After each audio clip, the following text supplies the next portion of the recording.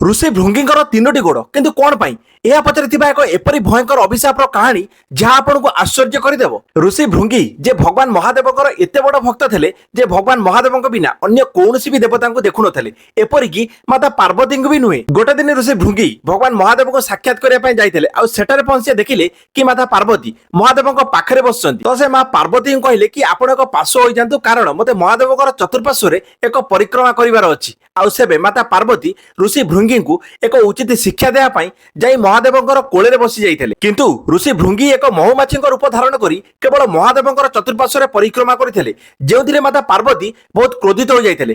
କାରଣ ଜଣେ ଋଷି ହୋଇ ଏକ ମାଙ୍କ ପ୍ରତି ଏଭଳି ଅସମ୍ମାନ ଦେଖି ମାତା ପାର୍ବତୀ ଋଷିଙ୍କର ଶରୀର ଶକ୍ତି ଓ ମାଂସହୀନ ହେବା ପାଇଁ ମା ଅଭିଶାପ ଦେଇଥିଲେ। ଯେଉଁ ଅଭିଶାପ ଫଳରେ ଋଷିଙ୍କର ଶରୀର ଏକ କଙ୍କାଳରେ ପରିଣତ ହୋଇଯାଇଥିଲା।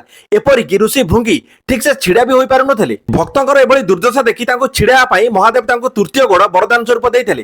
ସେଥିପାଇଁ ଋଷି ଭୃଙ୍ଗୀଙ୍କର ମୂର୍ତ୍ତି ଆପଣ ଯେଉଁଠାରେ ବି ଦେଖିବେ ତିନୋଟି ଗୋଡ଼ ସହିତ ହିଁ ଦେଖିବେ। ତେବେ ମହାଦେବଙ୍କର ଏହି କଥା ଯଦି ଆପଣଙ୍କୁ ପସନ୍ଦ ଆସିଥାଏ ତେବେ କମେଣ୍ଟରେ ହର ହର ମହାଦେବ ଲେଖିବା ସହିତ ଭିଡ଼ିଓକୁ ଲାଇକ୍ ଏବଂ ଏହିପରି ପୌରାଣିକ ରୋଚକମୟ ତଥ୍ୟ ସମ୍ବନ୍ଧରେ ଜାଣିବା ପାଇଁ ଆମ ଚ୍ୟାନେଲକୁ ସବସ୍କ୍ରାଇବ କରିବା ପାଇଁ ବିଲକୁଲ ଭୁଲିବେନି। ରହୁଛି ଜୟ ଶ୍ରୀ ଜଗନ୍ନାଥ।